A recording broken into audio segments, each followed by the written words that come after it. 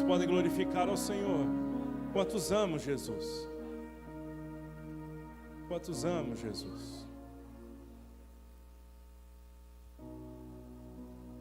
Abra a palavra de Deus comigo, por favor.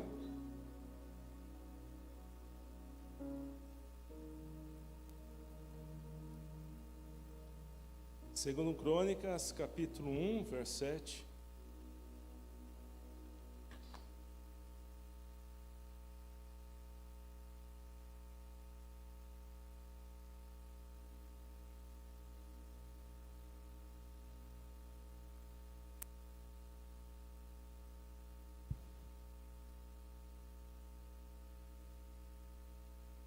Segundo Crônicas, capítulo 1, verso 7 a 12.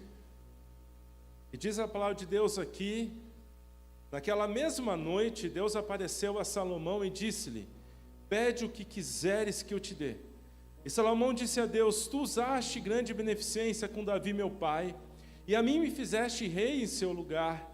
Agora, pois, ó Senhor Deus, confirme-se a tua palavra dada a Davi meu pai, porque tu me fizeste rei sobre um povo numeroso como o pó da terra. Dá-me, pois, agora sabedoria e conhecimento, para que eu possa sair e entrar perante este povo, porque quem poderia julgar a este teu grande povo? Então disse a Salomão: porquanto houveste isso no teu coração, e não pediste riqueza, fazenda ou honra, nem morte dos que te aborrecem, nem tampouco pediste muitos dias de vida, mas pediste a ti sabedoria e conhecimento, para poderes julgar o meu povo, sobre o qual te pus rei. Sabedoria e conhecimento te são dados, e te darei riquezas, e fazenda, e honra, qual nenhum rei antes de ti teve, e depois de ti não haverá. Amém. Amém. Pais, podia ir para casa. Presta atenção. Estamos falando de reavivamento. O avivamento de novo. Olha aqui o que esse camarada conseguiu. Presta atenção. Deus está falando com a gente. Deus está falando conosco coisas incríveis nesse texto. Eu sou daqueles camaradas que choro quando leio a Bíblia em minha casa. Chorei várias vezes nesse texto, na minha casa. É incrível o que esse homem fez. Pense nisso. Pense nisso. Como nós precisamos de conhecimento e sabedoria. Pega suas mãos a Deus. Pai, nós queremos colocar as nossas vidas nessa noite tão gostosa. E eu creio que o Senhor vai avivar a sua igreja mais uma vez. O Senhor vai reavivar. O Senhor vai nos reaproximar de Deus. A cada domingo, a cada palavra, a cada momento, Pai, nós estamos falando sobre esse avivamento mais forte do que nunca. E hoje, Pai, nós queremos falar sobre esse dom da sabedoria que o Senhor deu a este homem, Salomão. Como foi um homem sábio, como ele sabia, Senhor, as coisas. E isso trouxe para ele, para o reino, para a família, para todos, grande prosperidade. Nós pedimos, Pai, que possamos aprender as coisas boas da vida deste homem e juntos possamos glorificar e exaltar o teu nome, em nome de Jesus Cristo, amém, amém. Aplauda o Senhor, aplauda o Senhor, glória a Deus, aleluia. Pode sentar, querido, pode sentar.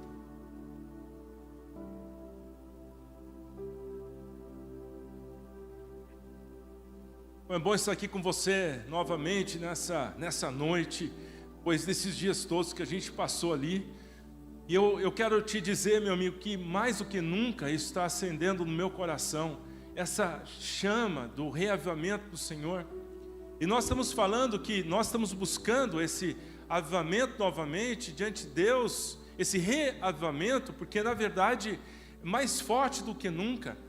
Deus quer fazer isso em nossa vida, no nosso coração.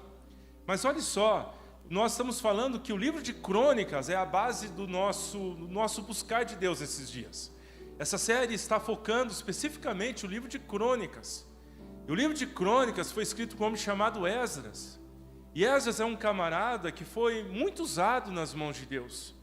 E o livro de Crônicas é justamente o livro para todo aquele que deseja se recuperar na vida. Você passa um momento de crise e de repente você tem que se recuperar. Você tem que novamente enfrentar, restartar, ou então reiniciar algumas coisas em sua vida. O livro de Crônicas é justamente isso. Existem dois personagens muito fortes nesse período. Um é Esdras e outro é Neemias. Nós sabemos que Neemias ele foi muito usado por Deus para reconstruir os muros. Você sabe quando uma nação é destruída, o que você tem mais medo é que depois que você está construindo sua casa de novo, venha um bandido e destrua sua casa, e destrua o que você fez, novamente, novamente, novamente. Israel foi diversas vezes invadido. Então, na verdade, Neemias dá segurança ao coração do povo. Mas quando Esdras vem, ele mexe no coração do povo, no aspecto emocional, no aspecto espiritual, no aspecto do relacionamento com Deus. Ele vai trabalhar justamente a questão do templo, levando o povo a entender que é importante ir à casa de Deus, que é importante buscar a glória de Deus. E justamente isso faz com que Esdras seja um autor do reavivamento, um avivamento que tinha ficado lá atrás em Israel, que os seus avós tinham alcançado, mas os seus pais tinham perdido. E Esdras novamente vem ao povo e diz: ei pessoal, nossos avós alcançaram, mas nossos pais perderam. E o que eu e você vamos fazer para buscar novamente o reavivamento do Senhor? E aí ele traz justamente esse momento e ele se torna um professor da nossa série. Esdras, um homem extremamente conhecedor da palavra de Deus, está dizendo para mim e para você como fazer depois de um momento de crise. Como que eu faço para reafirmar, reedificar, restabelecer, reavivar a minha vida diante do Senhor quando alguma coisa escapou dos meus dedos? Na verdade, foram 70 anos de exílio da Babilônia, e aí você vê Esdras escrevendo justamente isso para a sua nação, dizendo: pessoal, é a nossa deixa. Nós temos que buscar esse reavivamento. E nós estávamos falando na semana, quando eu preguei, que Reis, na verdade, Samuel, Reis e Crônicas, são livros que falam as mesmas histórias, sendo que as histórias de Samuel e Reis, eles contam os detalhes históricos, mas no livro de Crônicas, ele fala algo incrível. Ele fala como é que as escolhas dos reis afetaram a nação, a parte moral. Quando o rei fez tal coisa, Deus abençoou. Quando o rei fez outra coisa ruim, Deus amaldiçoou a sua nação. Então, na verdade, Crônicas conta as mesmas histórias de Reis e Samuel, só que Crônicas conta de um jeito para mim e para você, para eu e você entendermos que as nossas ações espiritualmente provocam coisas, ou que nos abençoam, ou que nos amaldiçoam. Na verdade, Crônicas são as escolhas dos reis, do lado moral. No primeiro sermão da série passada, né, no domingo que eu preguei aqui, eu falei como é que você faz para interromper a peste na sua vida. Aliás, um sermão, muita gente veio falar comigo. E se você não escutou, escute. Como é que eu faço para interromper uma peste na minha vida? Esse texto está lá em 1 Crônicas, capítulo 21, e justamente fala sobre isso. Como é que eu interrompo? Eu estou tendo uma peste, eu estou tendo uma desgraça, eu estou tendo uma coisa que está matando a mim, minha família, minha nação. O que eu faço para reverter isso em minha vida? Nós aprendemos com Davi, não é, como interromper essa praga em nossa vida. E aprendemos também com ele que o arrependimento move a mão de Deus. E quando você comete um erro, a primeira coisa que você tem que fazer é aprender com Davi, que cai de rosto no chão, que se desmorona diante de Deus, que veste os seus ministros de sacos e que diz: ó Deus, eu errei. Não foi o povo, não foi ninguém, fui eu. Eu errei, eu caio de joelho, eu me dobro. E aí a Bíblia fala que Deus olha para o anjo e diz: ei, para, chega, não precisa matar mais ninguém. Meu servo já caiu de joelho. A gente aprende com Davi. Como a gente aprende a ser humilde com Davi. Como a gente aprende a não deixar que um pecado domine a nossa vida. É tão forte isso que Davi dá algo caro para Deus. E aí nós lembramos que Davi, quando foi estender ou o seu sacrifício a Deus, Ele dá algo caro. O povo quer dizer, rei, tô aqui o jumento, tô aqui o boi, tá aqui as pedras, tá aqui, tudo é seu, tudo é seu. O rei falou assim, espera aí, eu não vou dar a Deus o que não me custe nada. Eu não vou dar a Deus o que não me custa nada. Vou comprar por bom preço. Eu quero que Deus saiba que eu vou dar a Ele o que me custa. E aí Davi faz uma oferta diante de Deus, e Deus tira a praga dele e da nação. Tudo bem, hoje eu quero que você, por favor, abra sua Bíblia em 2 textos, porque nós vamos falar sobre eles. O primeiro texto é em 2 Crônicas, capítulo 1, e o outro texto está em 1 Reis, capítulo 4. Deixa aberta a sua Bíblia. É muito bom trazer a Bíblia com você, não é? Porque às vezes o nosso celular não ajuda nesse momento. Então abra lá comigo 1 Reis, capítulo 4, e 2 Crônicas, capítulo 1. Olha lá, 1 Reis, capítulo 4, verso 29. Eu queria começar por esse texto, para você entender o tamanho do que Salomão alcançou diante do Senhor. 1 Reis, capítulo 4, verso 29, diz assim: E Deus deu a Salomão sabedoria, grande perspicácia e compreensão tão vasta como a areia da beira-mar. A sabedoria de Salomão era maior do que a sabedoria de todo o povo do Oriente, maior do que toda a sabedoria do Egito. Ele era mais sábio do que ninguém, mais sábio do que Etã, o Esrarita, e Hermã, e Calcol, e Dardã, filhos de Maol. Sua reputação se estendeu em todas as nações vizinhas. Verso 32 agora. Salomão falou mais do que 3.000 provérbios, seus cânticos somaram 1.005. Ele falou sobre as árvores, desde o cedro do Líbano até o isopo que crescia no muro. Ele também falou sobre os animais, as aves, os répteis e os peixes, emissários de todos os povos, enviados por todos os reis da terra, que tinham ouvido falar de sua sabedoria, vieram ouvir a sabedoria de Salomão. 1 Reis 4, 29 em diante. Eu queria que você olhasse na visão de Esdras sobre Salomão. Porque quando você quer descobrir os erros de Salomão, você não vai para Crônicas, você vai para os outros livros. É tão importante entender isso, o que Crônicas está querendo fazer, o que Esdras está querendo fazer comigo e com você. Nós sabemos os vários erros de Salomão. Ele casou com muitas mulheres, ele teve muita riqueza exagerada, ele começou a ter muitos cavalos, que era proibido. Há muitas coisas que ele começou a ter muito ouro, acumulou muito ouro. Tudo isso nós sabemos que Salomão fez porque Deus lhe abençoou, mas ao mesmo tempo ele começou a deixar que isso entrasse no seu coração. Então esses erros, só que você não vai encontrar ele no livro de Crônicas. É tão assustador você percorrer Crônicas e você vê que Esdras não está com esse intuito. Ele não quer dizer a uma nação que está maltratada, dolorida, está quase morrendo, o que Salomão fez de errado. Não. Ele quer dizer para a nação: ei pessoal, você quer saber o que este homem fez, que mudou o céu e a terra, que fez com que os céus descessem à terra e que abençoasse a nossa nação? Você quer saber o que ele fez de bom? Eu vou te contar. E Esdras seleciona a história com os fatos bons da vida de Salomão.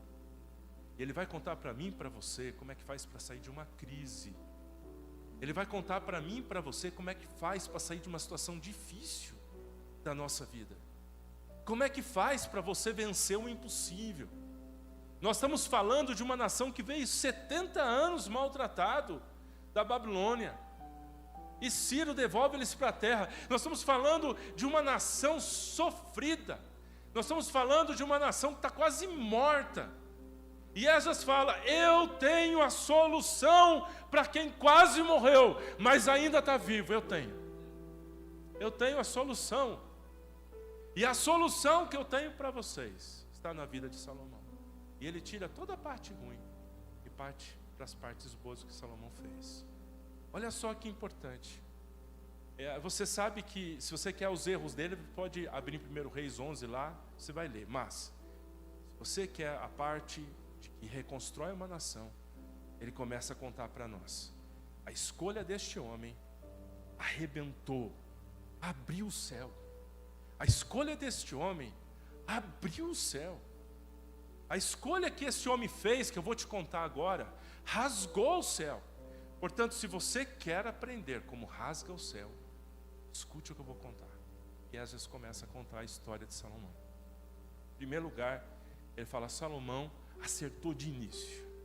Quando nós estamos falando de início, nós estamos falando que ser rei já não é fácil, em época nenhuma, nem com 60 anos, nem com 30, nem com 20. Mas quando Salomão começou a governar, ele era um adolescente ainda. Quando Salomão começa a trazer o governo sobre Israel, ele ainda era um menino. E eu estou falando que já para um homem é difícil governar uma nação, imagina para um menino. E Esdras vai dizer para mim e para você uma coisa importantíssima. Este menino que pouco sabia, fez o mais importante. Este menino que pouco conhecia, pouco sabia, tinha um monte de problema. Imagina um adolescente ainda. Ele fez o mais importante para abrir o céu, para rasgar o céu, para mudar uma história, para mudar uma família, uma nação, para mudar. Eu quero contar para vocês isso. E ele começa a falar sobre isso. Ele conta da história de Salomão, quando ele vai até um lugar alto em Israel, onde Davi, seu pai, tinha colocado o tabernáculo. E lá nesse lugar, ele leva 1000 ovelhas, cabras e gado. Olha, nós estamos falando de 1000 ovelhas, cabras e gado. E ele vai buscar este lugar, vai fazer uma fogueira neste lugar, vai levantar um altar neste lugar. E quando ele levanta esse altar, ele vai começar a oferecer 1000 sacrifícios com ovelhas, bois e cabras ao seu Deus. E se você está coçando a cabeça, dizendo: mas por que esse menino? É um menino ainda, adolescente. Como que ele, por que ele fez isso, pastor? Qual é a razão deste menino consagrar 1000 sacrifícios? É um exagero, é exagerado. Antes de você começar a coçar a sua cabeça dizendo: que insanidade é essa? Deixa eu te contar o que aconteceu na noite que ele fez isso. A Bíblia fala que, e você pode ler em 2 Crônicas 1:7, naquela noite Deus apareceu a Salomão. Percebe? Algo aconteceu aqui. Naquela noite, naquele momento que este menino faz 1000 sacrifícios ao seu Deus, a Bíblia fala que naquela noite Deus apareceu a Salomão e disse: pergunte o que você quer que eu lhe dê. E Salomão disse a Deus: demonstraste grande e fiel amor a meu pai Davi e me fizeste rei em seu lugar. 2 Crônicas 1:9. Senhor Deus, que a tua promessa, meu pai, se torne agora realidade, porque tu me fizeste rei sobre um povo tão numeroso como o povo da terra. Agora concedei-me sabedoria, conhecimento, para que eu possa conduzir esse povo, pois quem pode julgar esse grande povo? Deus disse a Salomão: já que isso estava no seu coração, olha só, meu amado, e não pediste riqueza, nem riqueza ou glória, nem para a vida dos que te odeiam, nem a perseguição, nem sequer pediste vida longa, mas pediste para ti sabedoria e conhecimento, para julgares o meu povo sobre o qual te fiz rei. Sabedoria, conhecimento são dados a você, eu também darei riqueza e glória, ao contrário do que foi dado aos reis que estavam antes de vós, será dado será dado a você mais do que aqueles que vão te suceder.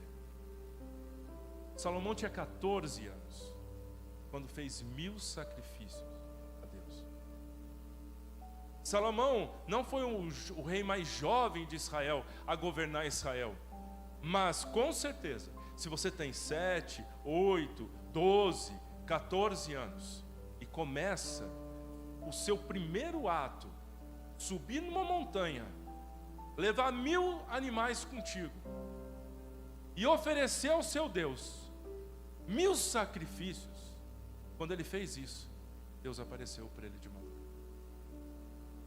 Eu fico imaginando se você já se sentiu pequeno e desamparado. naquele momento da sua vida em que você já duvidou até da sua capacidade, se você desejou, por exemplo, a presença do seu pai, que de repente, às vezes, alguns têm, outros não têm, ou de um mentor, ou de alguém que dissesse para você o que fazer. Como fazer um desafio tão grande? Como levar um desafio tão enorme? Eu não sei se você já passou por um momento igual a esse, em que você realmente olhou e falou assim, cara, eu não sou a pessoa mais ideal para fazer isso. Eu não sou essa pessoa. Ele tinha cerca de 2 milhões de pessoas adultas para trazer governo, liderança, cuidado e proteção. Esse menino desmoronou. Ele viu seu herói, seu pai morrendo, e a única solução que ele achou é que ele deveria subir em uma montanha e sacrificar 1000 vezes a Deus. Eu quero que você guarde isso. Uma grande tarefa exige sempre um grande sacrifício. Toda vez que Deus te dá uma grande tarefa, você tem que fazer um grande sacrifício. Na verdade, 1000 animais do rebanho são abatidos e içados ao ar. Eu não estou falando de uma ovelhinha pequenininha que cabe na palma da sua mão. Eu estou falando de ovelhas enormes. Só a ovelha em si é difícil de carregar, quanto mais bois e cabras. Eu estou falando de um menino de 14 anos que foi até o monte, a montanha, ali aonde que estava a arca do seu Senhor, e entendeu que ele precisava fazer alguma coisa, porque ele não era capaz daquela missão que seu pai tinha lhe dado. Eu quero falar para você que quando você fala de oferta, você fala de principalmente 2 tipos de oferta que as pessoas faziam naquela época. Primeiro é o sacrifício, na qual você e Deus compartilhavam o sacrifício. É um sacrifício de amizade. É um sacrifício que você se sentava com o seu Deus e você partia o animal, e parte você torrava e parte você comia. Às vezes você comia com amigos, você comia com a família, você comia na presença de Deus, sorrindo, feliz, etc. Mas não foi este sacrifício que este menino foi fazer. Esse menino pegou bois inteiros, animais inteiros, e os torrou na presença do Senhor, dizendo a Deus como holocausto: Senhor, é tudo teu. Tudo. O avivamento vem quando você entrega tudo. O avivamento começa a descer quando você entende quem Deus é. A Bíblia diz que aquele menino começa com um holocausto, ele começa a queimar tudo, falou: Senhor, 100% é seu, eu não quero 50%, eu não quero uma parte, eu quero dedicar a Ti tudo que eu tenho. E ele começa a fazer isso 1000 vezes. Tudo que eu tenho é Teu, e tudo que eu sou é Teu. Senhor, tudo que eu tenho é Teu, e tudo que eu sou é Teu. E aí ele vai para o primeiro sacrifício. Nós estamos falando de bois, ovelhas, animais pesados. Eu fico imaginando que os ministros, o pessoal ao redor, estava ali tudo perto de Salomão, tentando entender o que ele ia fazer, ele ia acompanhar o rei. Era muito natural, você leva uma baita de uma comitiva, os homens sabem disso, é muito natural quando você vai até um lugar e expõe um pedaço de carne, que os outros queiram também comer alguma coisa, participar. Afinal de contas, vieram numa viagem, subiram uma montanha, eles estão ali na montanha, agora está um adolescente que mal sabe fazer direito qualquer tipo de coisa, e ele está fazendo ali um holocausto. Eu fico imaginando os ministros chegando perto dele, as pessoas chegando perto dele, e ele sacrificando o seu primeiro animal ao Senhor. E ele pega e sacrifica, um animal pesado. Ele coloca aquele animal e ele começa a torrar. Tudo que eu tenho é teu, tudo que eu sou é teu. Tudo que eu tenho é seu, tudo que eu sou é teu. Eu não sou capaz de fazer isso. Eu não sou o melhor líder, eu não sou a melhor situação, não sou. Tudo que eu sou é teu, tudo que eu tenho é teu. Aí ele sacrifica, aquilo sobe a Deus. Aí ele vai para o segundo animal. Tudo que eu tenho é seu, tudo que eu sou é teu. Começa a queimar. Fica imaginando as pessoas ao redor dele. Ele vai ao terceiro animal. Trazem boi eiçado, pesadíssimo. Aquilo é colocado em cima das pedras. Um menino de 14 anos começa a decolar aquele boi junto com os ajudantes, sangue para todo lado. Ele olha para Deus e diz: tudo que eu tenho é seu, tudo que eu sou é teu. Eu não sou o melhor líder. O Senhor é Deus. Reconheço. Eu reconheço que o Senhor é Deus. Eu reconheço que eu não posso fazer isso. Eu reconheço. Quarto animal. Quinto animal. Sexto animal. Décimo animal. Fico pensando que lá quando já estava no 30º, 30 animais ali.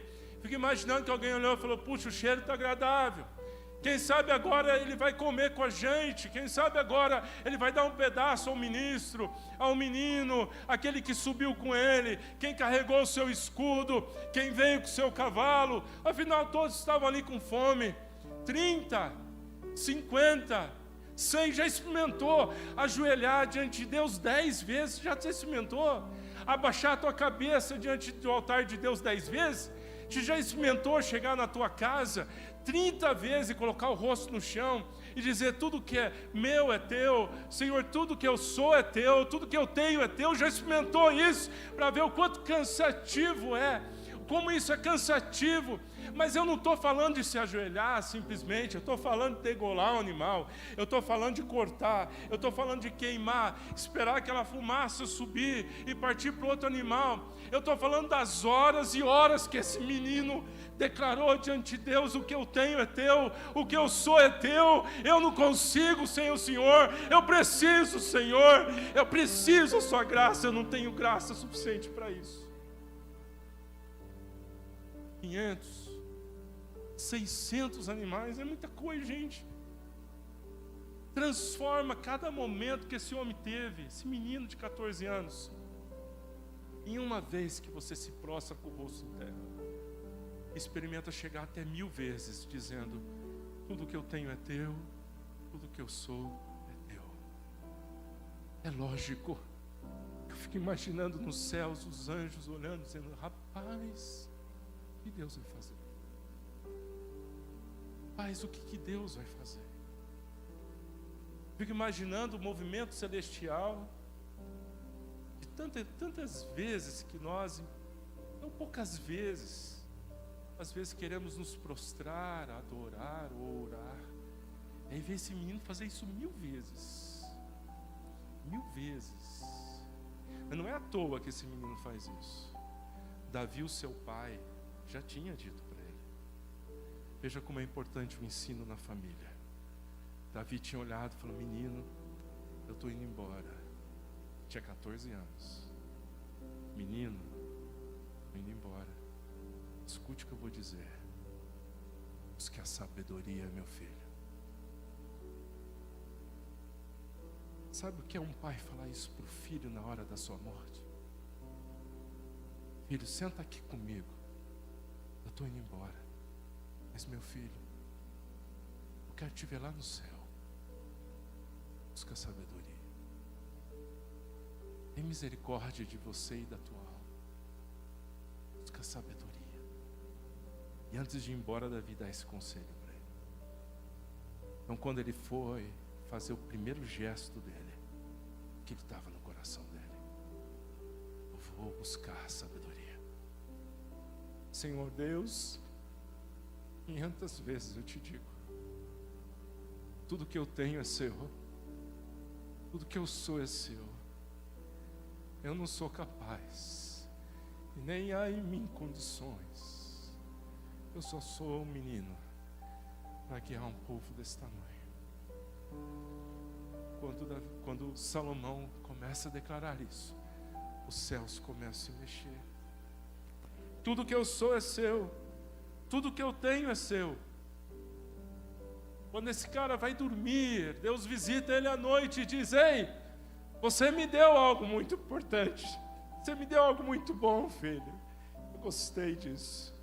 Mas ninguém dá mais do que Deus. Ninguém dá mais do que Deus. Eu quero dizer para você que é da igreja: se você acha que você dá alguma coisa para Deus, ninguém dá mais do que Deus dá. Portanto, quando esse menino gerou 1000 sacrifícios, glorificando ao seu Deus. Deus veio para ele de madrugada e disse: Ciro, gostei, foi legal, foi empolgante, menino, você me empolgou. Está todo mundo agitado aqui no céu para saber o que eu vou dizer. Então eu vou dizer para você, filho, e tudo que você fez para mim, você nunca vai alcançar o que eu vou fazer por você. Deus olha para ele e diz: e aí? O que você quer? E aí impressiona mais. Porque esse menino olha para Deus com toda humildade. Salomão responde e diz: Senhor, eu quero uma coisa. Eu gosto de querer uma coisa. Porque às vezes a gente quer tanta coisa da vida. Ele diz: Senhor, eu quero uma coisa. E a Bíblia diz que: Senhor, eu quero a sabedoria para poder cumprir o chamado que o Senhor me deu. Senhor, eu quero sabedoria para fazer o que o Senhor me pediu para fazer. É o pedido perfeito. A pessoa é mais feliz no top da sua vida, no máximo da sua vida, quando a humildade pede para Deus fazer a vontade dele na vida. O maior pedido de Salomão. Talvez a gente olhe e fale assim: foi a sabedoria. Na verdade, ele pediu para Deus sabedoria porque ele precisava cumprir uma coisa. Na verdade, o que ele queria era cumprir a vontade de Deus. O que ele queria é fazer o que Deus queria. O que ele queria era cumprir o que Deus mandou ele fazer. E ele disse: eu não posso. Meu pai é um grande herói, ele foi embora. Eu não tenho sabedoria. Eu via meu pai entrar e sair, ele entrava como um rei que o Senhor fez. Ele tinha graça, ele tinha sabedoria, ele tinha conhecimento de causa. Meu pai é o meu grande herói. Eu via ele entrar e sair, mas eu não sou assim. Eu sou um adolescente. Eu não tenho sabedoria. Eu quero sabedoria para fazer o que o Senhor quer que eu faça. Sem hesitar, Deus responde graciosamente. Falou: Salomão, já que você me pediu algo que vai beneficiar os outros, filho, não essas coisas que beneficiam você, eu lhe darei o que você pediu, e eu lhe darei o que você não pediu. Vou te encher de riqueza e glória, diferente de qualquer rei que vai vir depois de você ou antes de você. Agora eu quero que você pare tudo para entender o que Esdras está ensinando. Pare e reflita.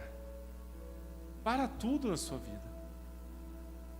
Entenda o que Esdras está dizendo para mim e para você. Como é que faz para a gente prosperar, para a gente ser bem sucedido, para a gente alcançar de Deus alguma coisa que os céus param, que os céus se rasgam. Salomão conseguiu algo de Deus extraordinário. E a melhor maneira de você conseguir o máximo de Deus é cumprindo o que Deus quer em sua vida. As coisas necessárias vão ser acrescentadas. Eu me lembro uma vez que eu estava no seminário e os pastores sempre, nós tínhamos culto durante a semana lá. Eu tinha aula segunda, terça, quarta, quinta e sexta. Tinha aula todos os dias. E eu ia para o seminário, passava horas estudando. Mas eu gostava muito de escutar os anciãos falando, os homens de Deus, os pastores que entregavam alguma mensagem. E eu não esqueço de uma mensagem que um pastor entregando ali disse sobre John Wesley. Diz que John Wesley certa vez disse assim: dê-me 100 pregadores que não tenham nada além do pecado, que não temam nada além do pecado. E não desejo nada além de Deus, e não me importa se eles são clérigos ou leigos, só eles abalarão o reino dos céus na terra. Eu escutei isso. Ele falou: me dá meninos, me dá homens que não queiram pecar, tenham medo de pecar. Me dê homens que amem a Deus acima de tudo. Eu vou fazer deles conhecidos em toda a terra com a glória de Deus. Aquele dia eu era um menino e eu disse para mim mesmo: eu sou esse cara. Eu não quero pecar. Eu não quero me afastar de Deus. Sei que muita gente tem testemunhos lindos contando de como Deus restaurou você da sarjeta, das coisas ruins. Mas o meu testemunho, como alguns outros, também é diferente, é importante. Eu disse, eu sou esse camarada. Eu não quero pecar, mas quero te servir. Sabe, queridos, às vezes a gente é menino. Está na hora da igreja crescer. Amadurecer seus pedidos. Amadurecer sua vida, Senhor. Salomão, no dia do sacrifício, ele estava recomeçando. Ele era príncipe agora, se tornou rei. E como rei, ele estava recomeçando um novo momento, uma nova história, um novo abrir diante de Deus. E aqui nós entendemos duas palavras aqui. Uma é sabedoria e a outra é conhecimento. Aliás, para quem passa desapercebido, não é legal no texto você entender que ele pediu só sabedoria, ele pediu conhecimento também. Porque são duas coisas diferenciadas. O conhecimento é tudo aquilo que você pode aprender, é o seu esforço, é a sua dedicação. E ele fala assim, ó, é conhecer fatos, números, princípios. Isso é verdade, conhecimento. Mas na verdade ele também pede sabedoria. Ele falou assim, eu quero conhecer essas coisas, mas eu quero saber aplicar isso na minha vida. Eu quero saber fazer com que essas coisas que eu aprendi sirvam para benefício da minha vida e daqueles que estão comigo. Então conhecimento é informação e sabedoria é saber aplicar. Então coisas incríveis começam a acontecer com Salomão a partir daquele tempo, que não dá para a gente contar tudo. Mas você vai poder acompanhar coisas incríveis em 2 Crônicas 8 em diante, momentos extraordinários. Eu só quero resumir alguns detalhes. Em primeiro lugar, ele se torna uma pessoa extremamente próspera. Eu queria mostrar só alguns detalhes. 1.400 carros de guerra esse menino teve. Claro que ele já tinha andado em anos, mas ele também teve 12.000 cavaleiros. Só para você entender o que significa 1.400 carros de guerra na época de Salomão, em países, cidades que eram pequenas. Só para você entender uma comparação, o Egito, quando veio perseguir com seu enorme exército, como a areia do mar, e veio perseguir o pessoal ali antes do Mar Vermelho se abrir, eles perseguiram Israel com seu enorme exército, com 600 carros. Salomão tinha 1.400, mais do que o dobro, só para cuidar de Jerusalém e do seu país. Ele tinha 12.000 cavaleiros. Faraó persegue Moisés com 600 e ele tinha 1.400. Agora olha só, a Bíblia diz que o rei, segundo Crônicas 1:15, o rei fez prata e ouro tão comuns em Jerusalém como as pedras. Como as pedras. Ouro e prata era tão comum como você encontrar um pedaço de pedra no meio da rua. E cedro ficou tão abundante como sicômoro, que é uma árvore brava, uma árvore que se dá em qualquer canto em Jerusalém. E tinha tanto ouro e tanta prata que não tinha o que fazer. E o capítulo 2, segundo Crônicas, capítulo 2, verso 1 em diante, diz que ele decide construir o templo a Deus, e ele contrata 70.000 homens como carregadores, 80.000 homens como pedreiros, e 3.600 como supervisores. Agora escute só. Escute como o coração desse menino alcançou algo incrível. Ele falou, vou construir a casa, porque Davi tinha dado muito ouro, muita prata, muita coisa. E ele vai construir o templo do Senhor. E ele vai fazer o que eu e você temos que fazer. Cuidar das coisas de Deus aqui nessa terra. E ele vai fazer esse templo diante do Senhor. E ele se preocupava tanto com o templo, que ele transforma esse templo no lugar mais incrível do mundo. As pessoas, ao olhar o templo de Salomão, via tanta grandiosidade, tinha tanto ouro, tinha tanta prata, tinha tanta coisa revestida, tantas ilustrações de querubins e tudo naquele templo, que as pessoas ficavam sem força. A Bíblia diz que certa vez a rainha de Sabá, ao visitar Salomão, fugiu a força do seu corpo. Diz, nem metade se contou para mim, nem metade. O que eu estou vendo aqui é muito, muito maior, eu estou sem força. Uma rainha com palácio, com riqueza, ficou desmoronada diante de um homem como Salomão. Tudo bem, por quê? Ele acertou o ponto. Ele acertou o ponto. Ele acertou o ponto do avivamento. Ele acertou o ponto do coração de Deus. E se você quer entender um pouquinho como que ele faz o templo, você fica impressionado. Ele falou, aqui dentro do templo, nenhum barulho. Eu não quero barulho. Eu não quero barulho. Nada. Eu não quero martelo. Eu não quero som de gente batendo coisa aqui dentro. A palavra de Deus diz em 1 Reis 6:7 que não se ouvia nenhum barulho de martelo dentro da construção do templo. Tamanho temor que Salomão tinha diante das coisas do Senhor, que ele não queria que nem que alguém ficasse batendo o martelo para desonrar a Deus. Tamanha dedicação desse menino ao Senhor. E nenhuma outra ferramenta. Ele falou, se vocês querem construir, construam lá fora. Quando vocês quiserem, tragam aqui já pré-moldado, já pré-organizado, para ser encaixado, para ser montado. Mas eu não quero barulho, eu não quero que ofenda a presença de Deus aqui dentro.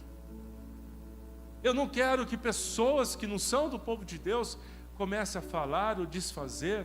Eu não quero esse tipo de coisa. Aqui é a casa de Deus, tem que ter respeito. Eu louvo a Deus porque nós sabemos que hoje nós somos o templo do Espírito Santo. Como você pode dizer amém?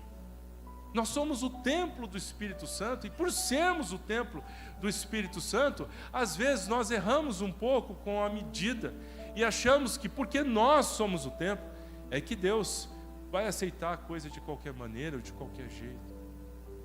E aí nós entendemos Salomão, quanto ele temia a Deus. O quanto ele sabia que um altar, uma coisa que você consagra, uma coisa que você dedica, seu ministério, sua vida, o ministério de louvor, os microfones, o altar, não é lugar de você fazer bom. E às vezes a gente fica impressionado. Por que esses homens alcançaram tantas coisas?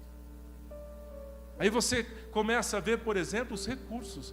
A Bíblia diz que o peso do ouro que vinha a Salomão todo ano era 25 toneladas de ouro, puro ouro.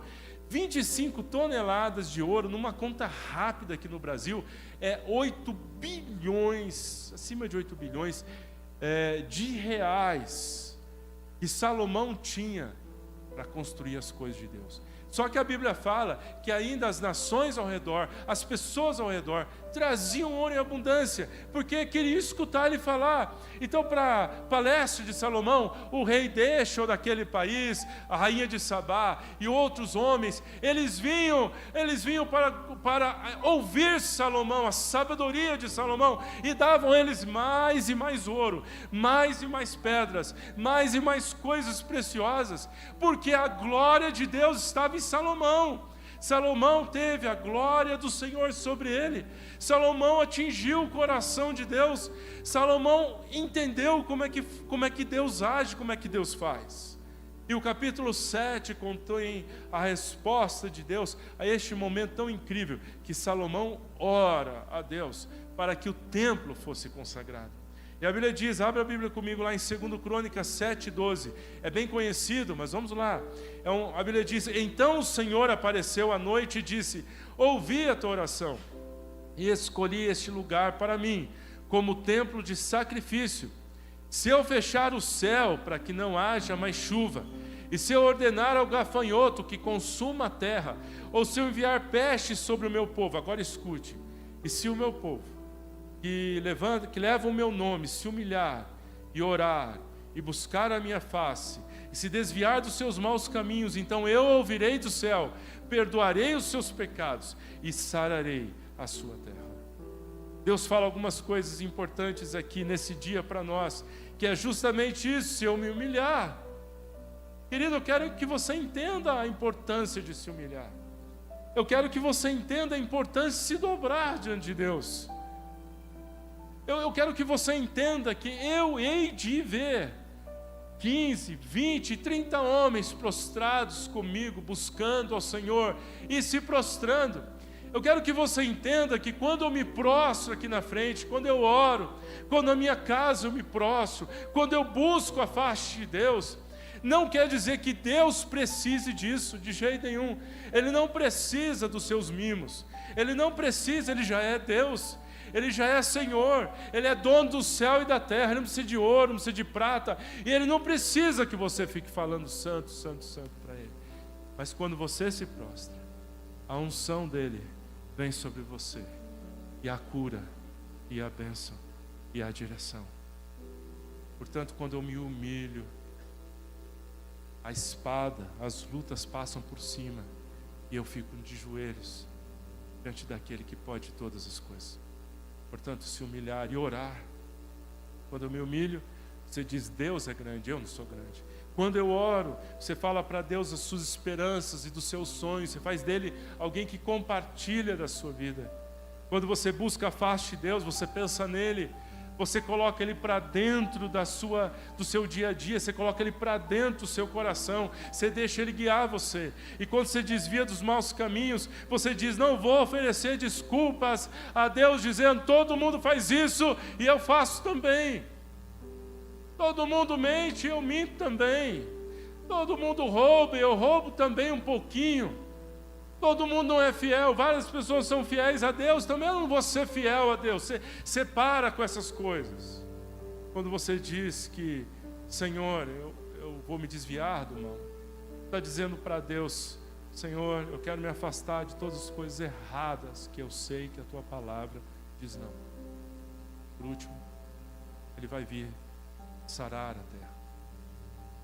Querido, eu quero encerrar com alguns momentos finais dessa palavra. As lições de Esdras para nós, no livro de Crônicas, onde a primeira semana nós falamos sobre justamente como é que se desvia a praga da nossa vida. Como é que faz para uma praga sair da nossa família. Como que a gente faz para uma praga soltar as nossas moléculas. E agora, nesse segundo, nós estamos falando de Salomão, que atinge o coração de Deus, quando faz 1000 vezes sacrifício a Deus, dizendo, Senhor, tudo que eu sou é Teu, tudo que eu tenho é Seu. E 1000 vezes esse menino coloca diante de Deus a sua pequenez e declara a grandeza de Deus. Eu quero encerrar com 4 breves pensamentos. Em primeiro lugar, então, se você deseja ver uma vida daqui para frente, que seja uma vida de reavivamento, eu te dou alguns conselhos. Primeiro, faça um holocausto a Deus. Coloca teu rosto no chão. Faça um holocausto a Deus. Para tudo que você tem na vida, para tudo que você está fazendo, para tudo que o seu interior quer fazer, mas você vê que não tem acontecido nada de prático na sua vida, para tudo, e faça um holocausto a Deus. Esse menino de 14 anos moveu os céus, quando ele faz 1000 vezes a declaração em holocausto, não em sacrifício qualquer, mas no holocausto a Deus. Tudo é seu, nenhuma parte desse sacrifício é meu. Eu faço 1000 vezes o sacrifício para dizer, tudo é teu, eu sou é teu, eu não tenho capacidade para ser rei. 1000 vezes. Experimente se prostrar 100. Experimente se prostrar 20. E você vai entender o que esse menino faz 1000 vezes. Declare o seu recomeço. Você sabe que precisa de um holocausto. Suba nesse altar você mesmo. A Bíblia diz no verso bíblico que nós devemos fazer assim. Ofereça-se 1000 vezes a Deus no altar. Sobe de novo no altar e ofereça-se a Deus. Suba de novo no altar e ofereça seu coração a Deus 1000 vezes. E declare 1000 vezes, Senhor, eu te falo que eu sou teu e tudo que eu tenho é seu, 1000 vezes. Ofereça seus bens, ofereça sua posição, ofereça seus direitos, ofereça sua esperança, seus objetivos.